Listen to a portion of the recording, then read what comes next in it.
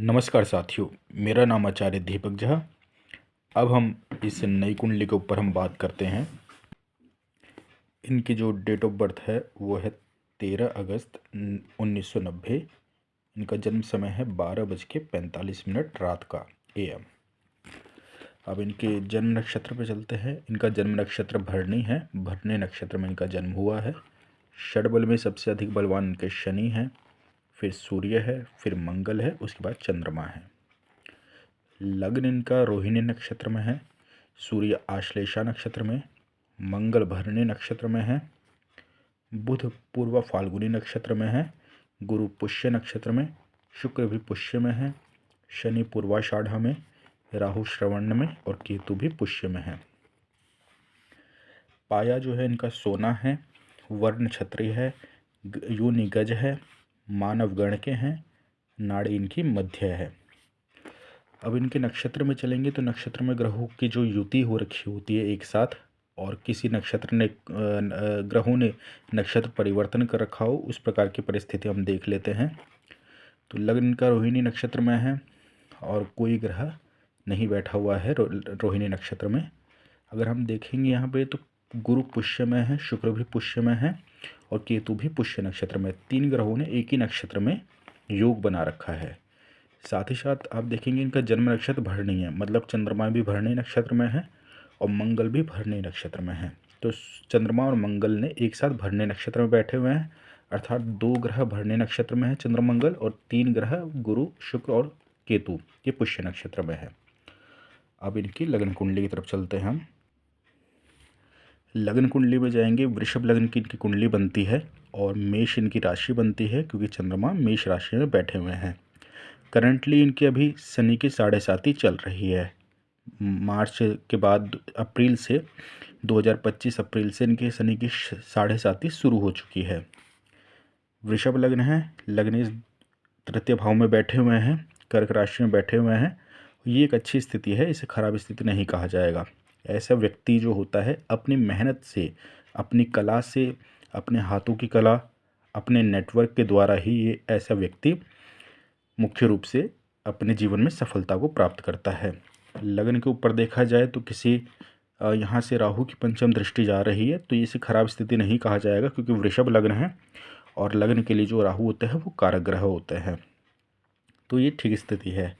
चंद्रमा और मंगल द्वादश भाव में गए हुए हैं, इसका फलादेश हम आगे करेंगे। द्वितीय भाव पे चलते हैं। द्वितीय भाव पर किसी क्रूर ग्रह की दृष्टि, शनि की दृष्टि जा रही है। यहाँ से शनि की दृष्टि जाना यहाँ से ये एक अच्छी स्थिति नहीं कहा जाएगा, क्योंकि शनि तो एक यहाँ पे वक्री हो रखे हैं।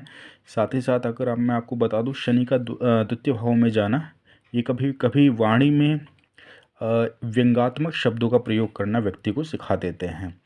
तो शनि का इस भाव में कोई ग्रह नहीं बैठा हुआ है। कभी कभी शनि जो है ये भी दूषित, हम कह सकते हैं खान पान को दूषित करते हैं।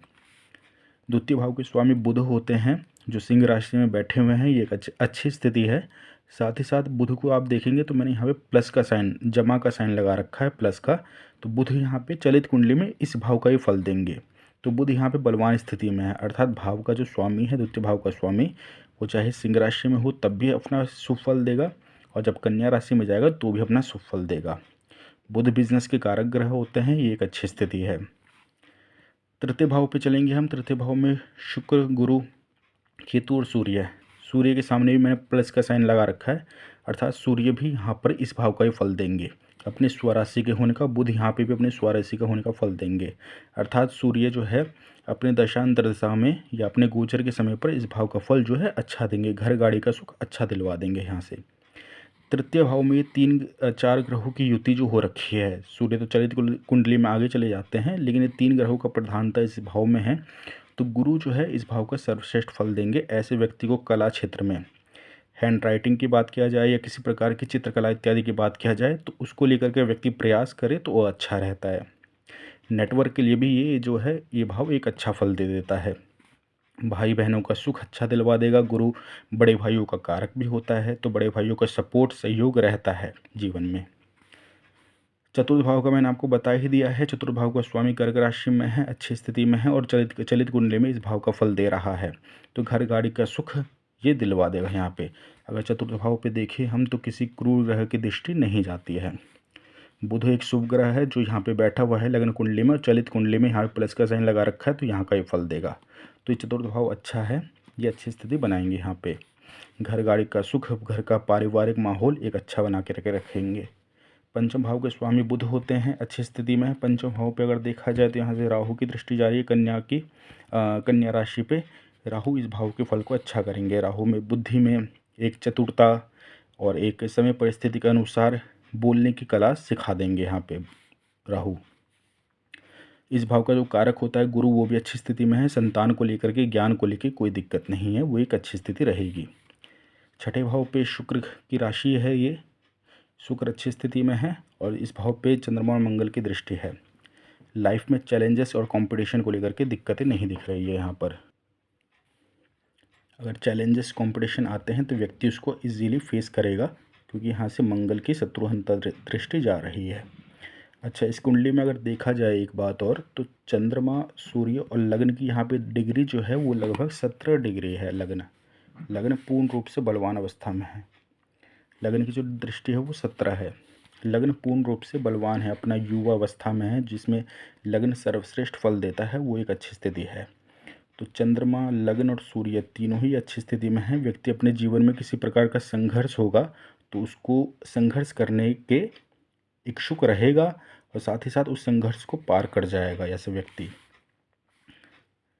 सप्तम भाव पे चलते हैं। सप्तम भाव का स्वामी द्वादश भाव में गया हुआ है, और सप्तम भाव का कारक शुक्र ठीक ठाक स्थिति में कहेंगे। लेकिन सप्तम भाव का स्वामी जो गया हुआ है द्वादश भाव में, कुंडली मांगलिक भी बनती है, चंद्र से भी मांगलिक दोष बनता है, और साथ ही साथ लग्न से भी है। तो ये कभी कभी वैवाहिक जीवन में परेशानी दे देंगे, क्योंकि अष्टम भाव पे जो है ससुराल पक्ष का होता है ये। यहाँ पे शनि बैठे हुए हैं, तो कभी कभी ससुराल पक्ष से या वैवाहिक जीवन में थोड़ी बहुत परेशानी है, उसकी परिस्थिति बनी हुई है यहाँ पे। अष्टम भाव पे शनि बैठे हुए हैं। अष्टम भाव में शनि में जीवन में संघर्ष काफ़ी दे देते हैं। ये आयु की तो वृद्धि करेंगे, और इस भाव का स्वामी जो गुरु है वो भी उच्च का बैठा हुआ है, तो आयु की वृद्धि को लेकर के दिक्कत नहीं है यहाँ पे। लेकिन शनि जो है इस भाव में बैठ करके जीवन में संघर्ष काफ़ी देते हैं।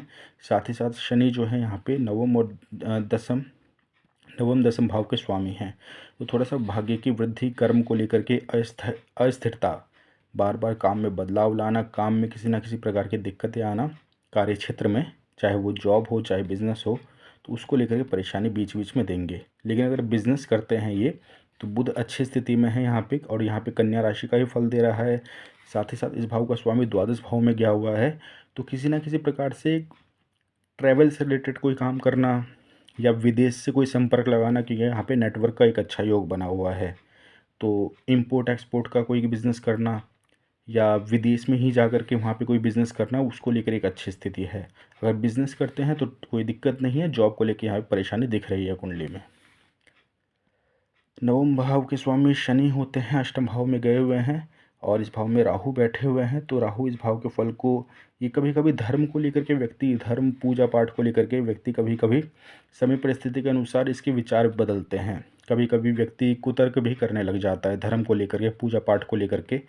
राहु इस भाव में भाग्य तो दे देंगे, भाग्य का साथ तो दिलवा देंगे, लेकिन व्यक्ति धार्मिक इच्छाओं को लेकर के कभी कभी दिक्कतें कर देता है।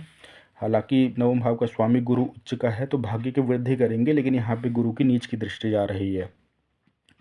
तो धर्म को लेकर के, लेकिन इनको धार्मिक स्वभाव अपना रखना पड़ेगा, तभी भाग्य साथ देता है। जब गुरु तभी बलवान होता है जब व्यक्ति धार्मिक हो, और साथ साथ पूजा पाठ या मंदिर इत्यादि में जाना, ये सब अच्छी स्थिति रहती है। दसम भाव के स्वामी बनते हैं यहाँ पे शनि, इसमें गए हैं। कार्य क्षेत्र को लेकर परेशानी है, लेकिन अगर बिज़नेस करते हैं तो बिज़नेस को लेकर के चैलेंजेस ज़्यादा नहीं आएंगे, और जो मैंने बिज़नेस बताया है वो ज़्यादा अच्छा रहेगा इनके लिए। बाकी बिज़नेस को लेकर के मैं आगे भी अगर बता दूँ इनको, तो इस भाव के स्वामी शनि होते हैं। नवमा स्कूल में शनि मंगल की राशि में बैठे हुए हैं। अगर ये कंस्ट्रक्शन से रिलेटेड भी काम करते हैं तो अच्छा है, और अगर ये जिम से रिलेटेड या मंगल का जो होता है रेस्टोरेंट का भी काम इनके लिए ठीक रहेगा। और इंपोर्ट एक्सपोर्ट में इनका लोहे का बिज़नेस, तांबे का बिज़नेस, उनको लेकर के इनके लिए ठीक रहेगा।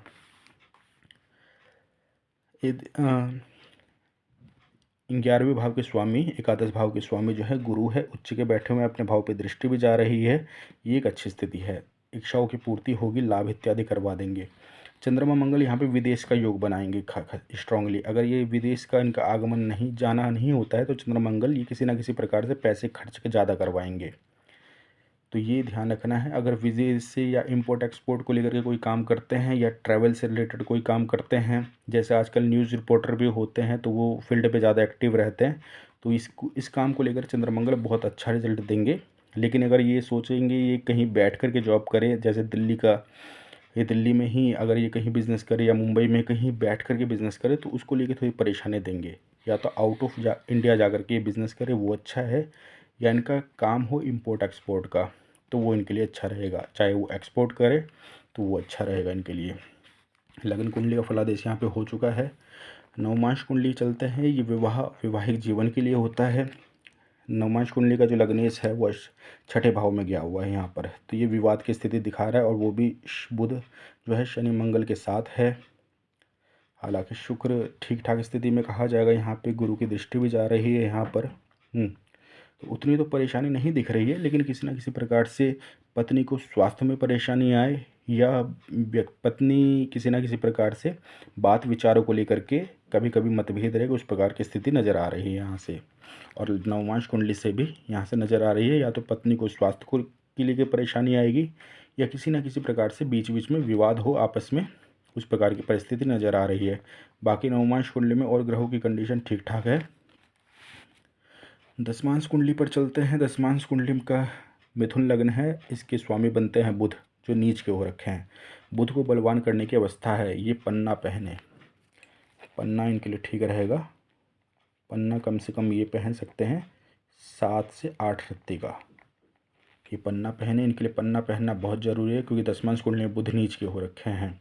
अपने आप को रिप्रेजेंट ये ठीक से नहीं कर पाएंगे। लग्न का स्वामी नीच का हो रखा है, या कोई ना कोई बिजनेस डील में इनके द्वारा कोई गलती हो जाए, जो बिजनेस किसी न किसी प्रकार से डील ना बन पाए, उस प्रकार की परिस्थिति बनी हुई है। बुध को स्ट्रॉन्ग करना काफ़ी ज़रूरी है यहाँ पर, क्योंकि बुध जो होते हैं वो बिजनेस के कारक ग्रह भी होते हैं। बाकी दसमांश कुंडली में और ग्रहों की कंडीशन ख़राब नहीं है, यहाँ पे ठीक ठाक कंडीशन बनी हुई है। ठीक है, बुध को बलवान करने की ज़रूरत है इस कुंडली में। और लग्न कुंडली के अनुसार अगर मैं इनको उपाय बताऊँ तो ये तो बुध के लिए पन्ना पहने, ये साथ ही साथ लग्नेश को भी बलवान करे, ये शुक्र को भी, इसके लिए उपल या हीरा धारण कर सकते हैं। शनि के लिए ये 7 मुखी रुद्राक्ष या नीली पहन सकते हैं। नीली ये उपरत्न होता है शनि का, नीली ये पहन सकते हैं। ज़्यादा रत्ती का ना पहने, सिर्फ 5 रत्ती का पहने। इनके लिए नीली पहनना, शुक्र के लिए ओपल या हीरा पहनना, और बुध के लिए पन्ना पहनना। पन्ना ये स्ट्रॉन्ग रत्ती का पहन सकते हैं, 8 रत्ती तक ये जा सकते हैं पन्ना के लिए। इनके लिए पन्ना अच्छा एक रिजल्ट, सबसे बेहतर रिजल्ट देगा पन्ना। होरा कुंडली पर चलते हैं। सिंह लग्न की हो रहा है, लग्न में ही बैठे हुए हैं, ये अच्छी स्थिति है। अधिकतर ग्रह विपरीत बैठे हुए हैं कर्क लग्न में, कर्क राशि में, तो धन को लेकर थोड़ी समस्याएं तो दिख रही है। पर सूर्य जो है, अगर ये देवताओं के प्रति, क्योंकि यहाँ पर देख रहे हैं आप धर्म को लेकर के यहाँ पे परेशानी दिख रही है किसी न किसी प्रकार से, तो अगर ये देवताओं के प्रति दान धर्म इत्यादि करते हैं, किसी न किसी प्रकार से पूजा पाठ में ये लगते हैं, चाहे वो भले ही महीने में 1-2 बार ही हो, और किसी न किसी प्रकार से धार्मिक अनुष्ठान इत्यादि करते हैं ये या करवाते हैं, तो यहाँ पे सिंह लग्न की जो हो रहा है वो देवताओं के प्रति समर्पण करने से ये परिस्थिति में बदलाव लेकर के आएंगे धन को लेकर के। चतुर्थांश कुंडली पर चलते हैं। चतुर्थांश कुंडली जो होती है वो भाग्य के लिए होती है। ये कुंडली जो होती है भाग्य के लिए होती है। यहाँ पे लग्नेश जो होता है मंगल 10वें भाव में उच्च के बैठे हुए हैं। ये जितना अपना नेटवर्क बढ़ाएंगे, जितना ये अपने शारीरिक क्षमता बढ़ाएंगे, जितना ये खासकर भागदौड़ करेंगे, क्योंकि यहाँ पे भी लग्न कुंडली में विदेश जाने का योग स्ट्रांगली बना हुआ है। तृतीय भाव यहाँ पे ज़्यादा एक्टिवेट हो रखा है, तो इनका भाग्य भी इनको कह रहा है कि ये अपनी शारीरिक मेहनत बढ़ाए, अपने नेटवर्क को बढ़ाए, इनका काम अच्छा रहेगा। और भाग्य की यह कुंडली चतुर्थांश कुंडली भाग्य के लिए होती है। भाग्य का कारक गुरु होता है, उच्च का बैठा हुआ है, भाग्य का स्वामी भाग्य में ही बैठा हुआ है, और लग्न कुंडली में जो भाग्य का स्वामी बनता है शनि, वो भी चतुर्थांश कुंडली में अच्छी स्थिति में कन्या राशि में बैठा हुआ है। भाग्य को लेकर कोई कमी नहीं है, बस इनको अपनी मेहनत बढ़ानी है, अपने नेटवर्क बढ़ाने हैं, काम काज की क्षमता बढ़ानी है, जीवन में ये सफलता को प्राप्त करेंगे। अष्टक वर्ग पे चलते हैं। अष्टक वर्ग में अच्छा देखिए, यहाँ पे भी 41 पॉइंट बने हुए हैं। जो मैंने बताया इनका लग्न पूर्ण रूप से बली है, 17 डिग्री पर है। यहाँ पे लग्न में भी 41 पॉइंट है। ये बहुत रेयर होता है किसी किसी में, अर्थात इनके शरीर की क्षमता है भी, और ये अगर बढ़ाते अपने शरीर की क्षमता तो एक बहुत अच्छी स्थिति रहेगी। यहाँ पे 30 पॉइंट बने हुए हैं, ठीक ठाक स्थिति है। यहाँ पे 25 है, ये भी ठीक रहेगा, कोई दिक्कत नहीं है। यहाँ पे 24 पॉइंट बने हुए हैं। थोड़ा सा जो है घर गाड़ियों को लेकर के ये थोड़ा कमी करेंगे, लेकिन जो लग्न कुंडली में परिस्थिति ठीक ठाक बनी हुई है तो यहाँ पे घर गाड़ी की इच्छाओं की पूर्ति हो जाएगी। 22 पॉइंट बने हुए हैं, लेकिन लग्न कुंडली में जो संतान भाव का कारक होता है गुरु, वो अच्छी स्थिति में है। बुध भी यहाँ पे चलित कुंडली में यहाँ का फल दे रहे हैं, तो संतान को लेकर के परेशानी नहीं नज़र आ रही है लग्न कुंडली में। जब दोनों कुंडली में परेशानी नज़र आती है, अष्टक वर्ग में भी और लग्न कुंडली में, तब परेशानी ज़्यादा गंभीर रूप से आती है, ये हमेशा ध्यान रखना है। तो लग्न कुंडली में अच्छी स्थिति, यहाँ पे 22 पॉइंट, कोई खास दिक्कत नहीं है। यहाँ पे 31 पॉइंट है, यहाँ 28 और यहाँ पे 28। लग्न में 41 पॉइंट है। चैलेंजेस ये एक्सेप्ट जितना करेंगे ये अपने जीवन में उतना ही ज़्यादा सफल होंगे, क्योंकि यहाँ पे ये जो कंपटीशन का भाव है, ये अचानक से परेशानियों का भाव है, और ये खर्च का भाव है, या किसी न किसी प्रकार से हॉस्पिटल या वाद विवाद की स्थिति बने, तो इसमें लग्न में 41 पॉइंट सबसे ज़्यादा बने हुए हैं। तो ये किसी भी प्रकार की परिस्थिति को झेलेंगे। उसके बाद यहाँ पे 19 पॉइंट बने हुए हैं। अच्छा, यहाँ पे जो मैं वैवाहिक जीवन की बात कर रहा था, तो लग्न कुंडली से भी थोड़ी परेशानी नज़र आ रही है। नवमांश कुंडली का भी लग्नेश जो है बुध, वो अष्टम भाव में गया हुआ है, और यहाँ पे भी 19 पॉइंट बने हुए हैं। वाइफ का प्रभाव तो रहेगा, इनका प्रभाव वाइफ के ऊपर रहेगा। वाइफ को हो सकता है स्वास्थ्य की परेशानी आए बीच बीच में कभी, इस प्रकार का ध्यान रखना होगा। अष्टम भाव में 28 पॉइंट है, कोई दिक्कत नहीं है। यहाँ पे 27 पॉइंट बने हुए हैं। अच्छा, यहाँ पे देखेंगे 27 पॉइंट है, इसमें एवरेज पॉइंट जो होता है वो 28 होता है, तो भाग्य के साथ मिल जाएगा, क्योंकि चतुर्थांश कुंडली बहुत एक अच्छी बनी हुई है। लग्न कुंडली में थोड़ी परेशानी नज़र आ रही है। धर्म कर्म का काम करेंगे तो भाग्य इनका साथ देगा। यहाँ पे 37 पॉइंट नज़र आ रहे हैं, जहाँ वहाँ पे हमें लग्न कुंडली में हम देख रहे थे 10वें भाव का स्वामी अष्टम भाव में गया हुआ है, जो कार्य क्षेत्र को लेकर परेशानी देगा। लेकिन अगर ये कर्म करते हैं, वो भी बिजनेस को लेकर के, तो ये जीवन में सफलता को प्राप्त करेंगे। यहाँ से ये जो 37 पॉइंट है, अपना अच्छा रिजल्ट देगा। इच्छाओं की पूर्ति को लेकर 25 पॉइंट यहाँ पे बने हुए, कम पॉइंट है। और अगर यहाँ पे देखा जाए तो यहाँ पे भी कोई ग्रह नहीं है, इसका भाव का स्वामी उच्च का है, तो ये फल अच्छा दे देगा। लेकिन कभी कभी इच्छाओं को लेकर के थोड़ा कॉम्प्रोमाइज़ करना पड़ सकता है। यहाँ पे 28 पॉइंट है, और धन भाव में 30 पॉइंट है। ये धन का भाव है और ये खर्च का भाव है। तो धन में 30 पॉइंट है, यहाँ पे खर्च में 28 है, पैसा बच जाएगा। इन्हें किसी न किसी प्रकार से इन्वेस्टमेंट की तरफ भी मुड़ना चाहिए, क्योंकि अगर आप लग्न कुंडली देखेंगे तो धन भाव का स्वामी और पंचम भाव का स्वामी बुध होता है। चलित कुंडली में बुध यहाँ का ही फल दे रहे हैं, यहाँ पे मैंने प्लस का साइन किया हुआ है। और यहाँ पे चंद्रमा मंगल इन्वेस्टमेंट का योग भी अच्छा बनाते हैं, तो पैसे को किसी न किसी प्रकार से काम पे लगाएंगे तो इनके लिए अच्छा रहेगा। तो ये भी एक अच्छी स्थिति है। तो यहाँ पे 30 पॉइंट है, यहाँ पे 28 पॉइंट है, पैसा आएगा भी, पैसा बच भी जाएगा। अब इनकी दशाओं के ऊपर चलते हैं। महादशा अंतरदशा है, मंगल में मंगल की ही अंतरदशा चल रही है अभी 21 दिसंबर 2024 तक। ये मंगल इनकी कुंडली के लिए खास मारक ग्रह है, और खास साथ ही साथ यहाँ पर बैठा भी हुआ है। और स्थिर लग्न के लिए मैं एक चीज़ बता देता हूँ, स्थिर लग्न के लिए यहाँ पे राहु भी जो है ये थोड़ी परेशानी देंगे। अभी करंट पे भी तो मारक ग्रह की दशा चल रही है, मारक भाव में ही बैठे हुए हैं मंगल, और करंट में इनकी शनि की 7.5 भी चल रही है मेष राशि है, तो टाइम पीरियड तो इनका सपोर्टिव नहीं है बिल्कुल भी। उसके बाद मंगल में राहु आएंगे, तो ये भी कंडीशन ठीक नहीं है। दशाएं तो सपोर्टिव नहीं है। अगर गोचर के ऊपर चले इनका, तो गुरु का गोचर अगर हम देखें, तो गुरु का गोचर करंट से में अभी कर्क राशि में चल रहा है। गुरु अपनी भाव से गोचर कर रहे हैं, जो भाग्य को देखेंगे यहाँ से वैवाहिक जीवन को देखेंगे। अगर किसी प्रकार की परेशानी आ रही है, चल रही है, तो कोशिश करेंगे, या पत्नी के स्वास्थ्य में परेशानी आ रही है, तो कुछ सुधार यहाँ पर गुरु करेंगे गोचर के टाइम पे। उसके बाद गोचर दिसंबर में 6 तारीख के बाद गुरु फिर वापस धन भाव पे चले जाएंगे। यहाँ से अष्टम भाव को देखेंगे कि शरीर में कोई परेशानी आएगी तो उसको कमी करेंगे। यहाँ से छठे भाव को देखेंगे, किसी प्रकार के वाद विवाद अगर चलेगा तो उसमें कमी करेंगे। और साथ ही साथ यहाँ पे कर्म स्थान को देखेंगे। तो अगर ये काम काज दिसंबर के बाद से शुरू करते हैं, कोई नया काम करना चाह रहे हैं या कुछ नया ये प्लानिंग कर रहे हैं, तो यहाँ से गुरु की दृष्टि जाएगी। और साथ ही साथ गुरु की दृष्टि यहाँ पे भी जा रही है, तो काम काज का प्लानिंग ये गोचर के अनुसार अभी भी कर सकते हैं। हालांकि टाइम पीरियड में ये संघर्ष ज़्यादा करवाएगा, क्योंकि शनि की 7.5 मारक ग्रह की दशा, संघर्ष खूब करवाने वाले हैं। गुरु से एक उम्मीद है कि अपने गोचर में ये अपना अच्छा रिजल्ट दे देंगे।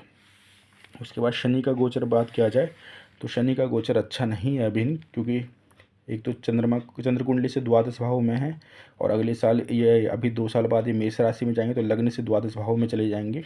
शनि का गोचर इनके लिए अभी सही नहीं है, मतलब शनि की 7.5 भी सही नहीं है क्योंकि चल रहा है। और अगर गोचर सामान्य रूप से गोचर की बात किया जाए लग्न से या चंद्रमा से, तो गोचर भी सही नहीं है शनि का, तो शनि इनको खराब फल देने वाले अपने गोचर में।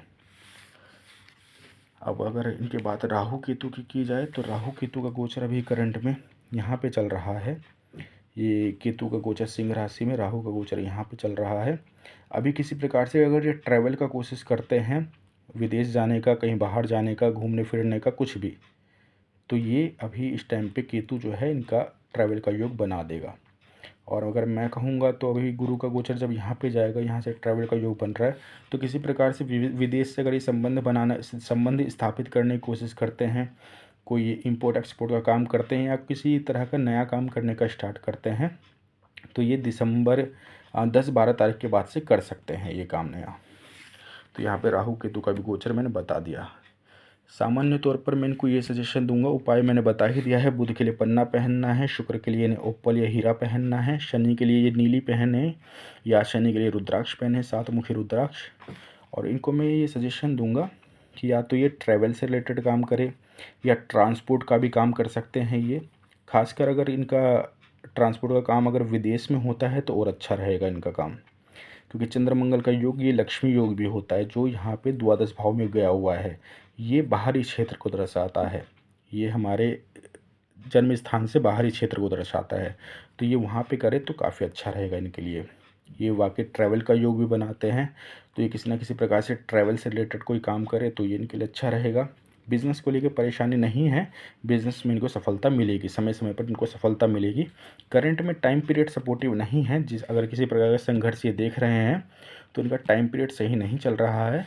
बाकी इनसे बात करने के बाद मैं इनको और स्पेशली अच्छे ढंग से गाइड कर दूंगा। धन्यवाद।